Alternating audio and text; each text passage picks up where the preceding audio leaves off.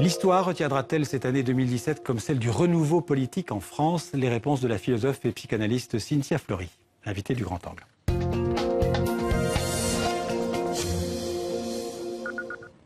Bonjour Cynthia Fleury. Bonjour. Alors ravi de vous accueillir dans 64 minutes. Vous êtes professeur de philosophie et psychanalyste, mais vous êtes aussi une citoyenne engagée, comme on dit, dans la vie de la cité. On va y revenir tout à l'heure.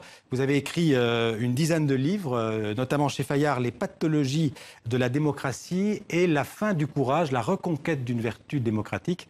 On est en plein dans le sujet. Parlons-en de cette démocratie. Comment se porte-t-elle, question très générale, dans nos pays occidentaux et peut-être en France en particulier ?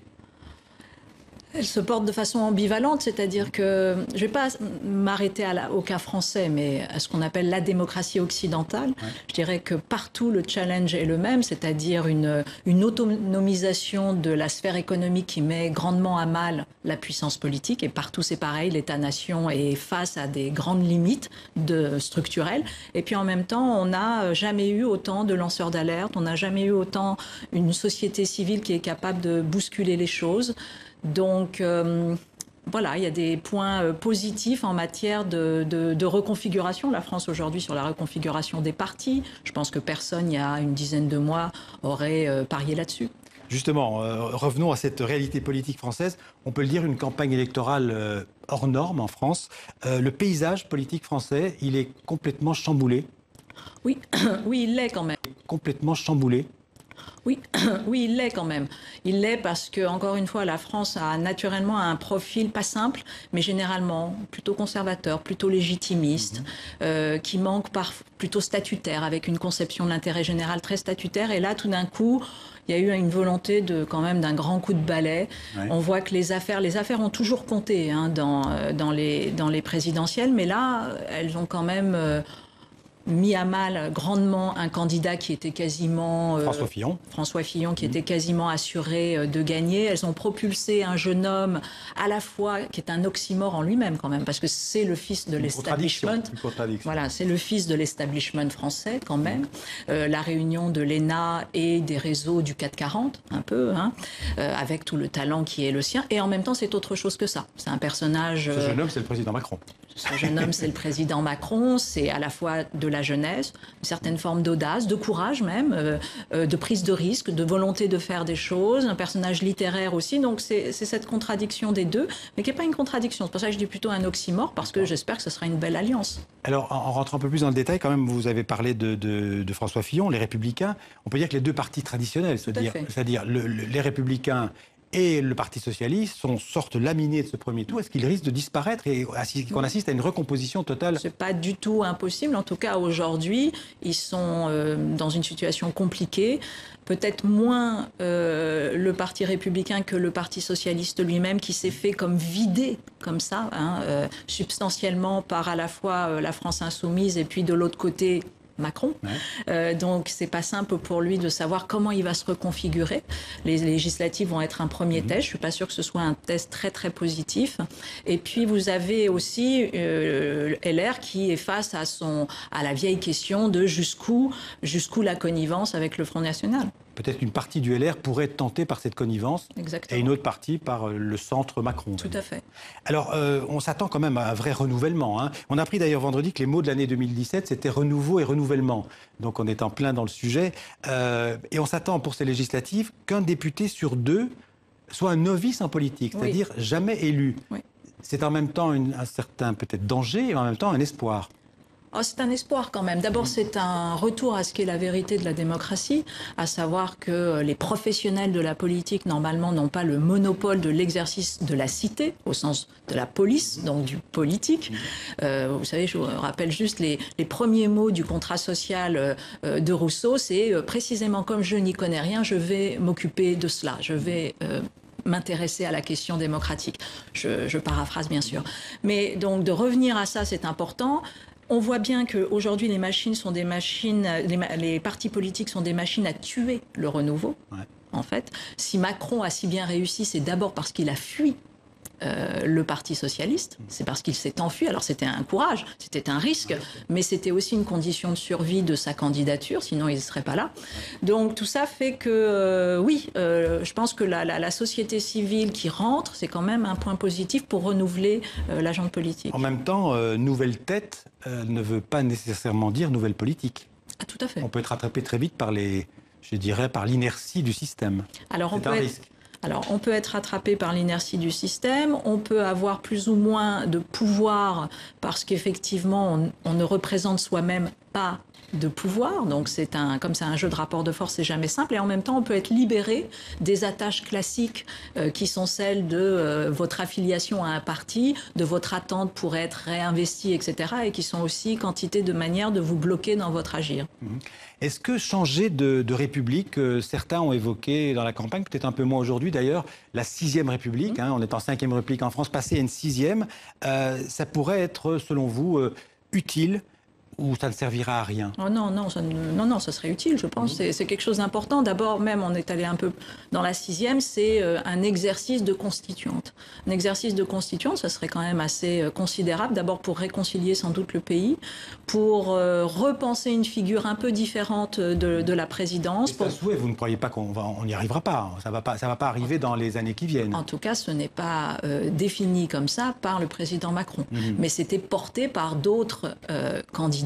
Que ce soit Jean-Luc Mélenchon ou que ce soit Benoît Hamon, vous aviez des velléités de transformer la 5e en 6e, précisément pour s'éloigner de ce qu'est en train de faire Macron, c'est-à-dire plutôt un exercice néo-gaulliste, voilà.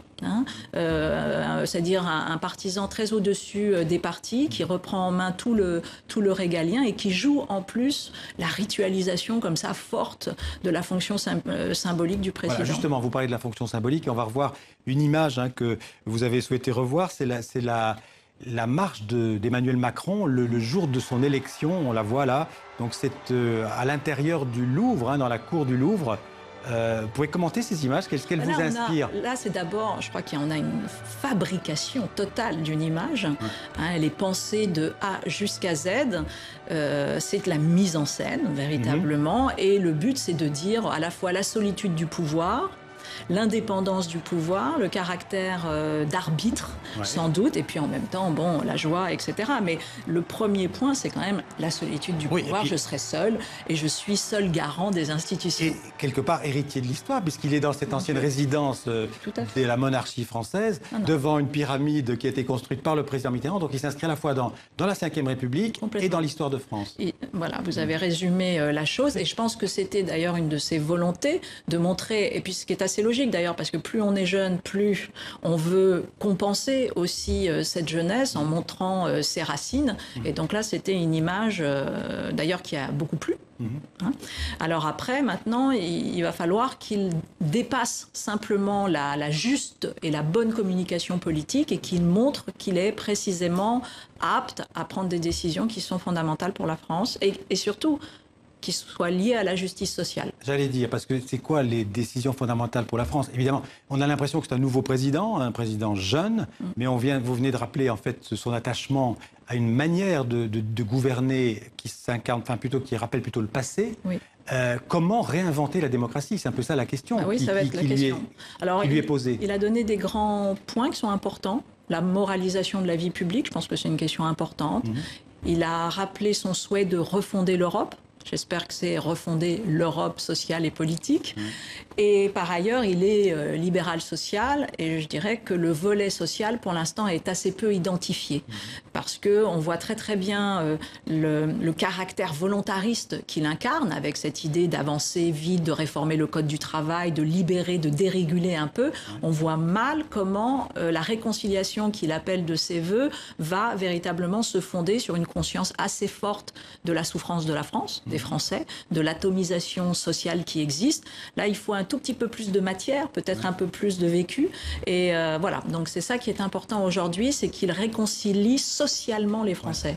De la souffrance sociale, mais aussi de la diversité de la France, qui jusqu'ici n'est pas représentée. Par exemple, il suffit de regarder le Parlement. Est-ce que justement cette nouvelle Assemblée pourrait mieux refléter la diversité française? Normalement oui, puisque quand on regarde, et je pense que c'est même quelque chose qui a existé un petit peu du côté de la France insoumise, du côté des investitures également du Parti socialiste.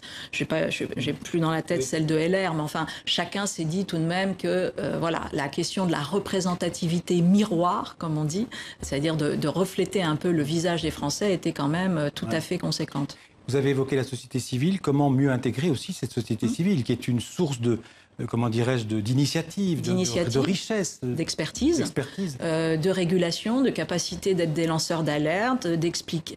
Très souvent, la société civile remet des sujets qui sont orphelins, qu'on met comme ça sur le côté. Et la société a un rôle de vigie, encore une fois, de vigilance. Donc, comment on fait ça? En créant des nouveaux outils, en permettant peut-être au moment de... En utilisant l'Internet éventuellement comme une chambre para-parlementaire. Enfin, il y a quantité de choses à faire avec tout ce qu'on appelle les techniques d'open government. Ouais. On va voir. Je vais en citer un autre de moyen, c'est ce Conseil des générations futures que vous co-présidez et donc qui a été créé, je pense, par la maire de Paris, Anne Hidalgo. C'est un lieu de débat. Oui. Ou c'est un lieu de prise de décision? Les deux, mon capitaine. Alors, c'est un lieu d'abord d'enquête, d'investigation, c'est-à-dire qui sont les Parisiens et derrière, bien évidemment, les citoyens, mais puisque c'est un conseil des générations futures de Paris, c'était déjà d'être au plus près du profil des Parisiens. On va sortir d'ailleurs une grande enquête. Et dans un deuxième temps, c'est d'être force de proposition sur des sujets qui ont été établis par le conseil et pas par la maire de Paris. Donc c'est le conseil qui dit, nous voulons travailler sur ces questions-ci. En l'occurrence, là, on a un dossier assez lourd sur l'économie sociale et solidaire qui va arriver. Et ensuite, on est force de proposition pour le Conseil de Paris, qui, lui, vote ou pas ce qu'on lui propose. Alors, Cynthia Fleury, un dernier mot. On a vu dans le journal, au début du 64 minutes, le référendum d'initiative populaire en Suisse. Oui. Ils se sont prononcés majoritairement pour le retrait de l'énergie nucléaire. Est-ce que vous pensez que ce genre de référendum devrait se pratiquer en France? Oui, je pense, parce que c'est un exercice de démocratie beaucoup plus continu, qui dédramatise aussi le moment du vote, qui le démythifie légèrement, parce que le vote, c'est un moment, c'est un outil essentiel à la démocratie, mais ce n'est pas l'alpha et l'oméga de la démocratie. Donc avoir des votations un peu systématiques sur des sujets qui sont très très importants pour l'avenir des Français et des citoyens, oui, ça serait tout à fait judicieux. Merci beaucoup, Cynthia Fleury. Je rappelle le titre, je crois que c'est votre avant-dernier livre, La fin du courage, donc la reconquête d'une vertu démocratique. Merci beaucoup d'être venu dans le 64 minutes. La culture...